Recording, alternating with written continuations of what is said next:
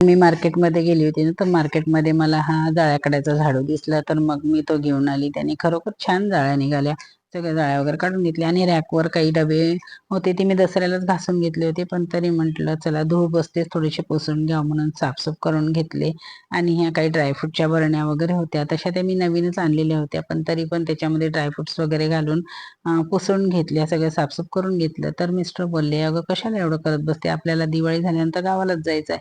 म्हटलं नाही नाही, दिवाळीची साफसफाई केल्याशिवाय चांगलं वाटत नाही, म्हणून मग मी ह्या बरण्या वगैरे स्वच्छ अशा पुसून घेतल्या कापडाने आणि किचन पण स्वच्छ करून घेतलं.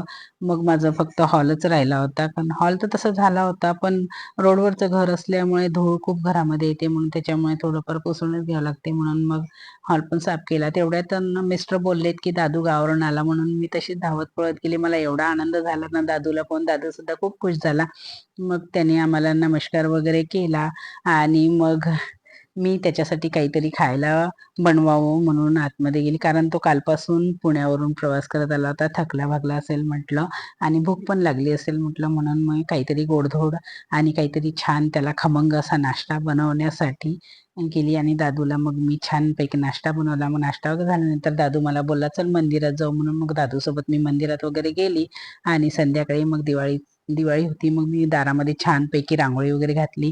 माझी रांगोळी इतकी सुंदर आली, ती सगळ्यांना खूप आवडली.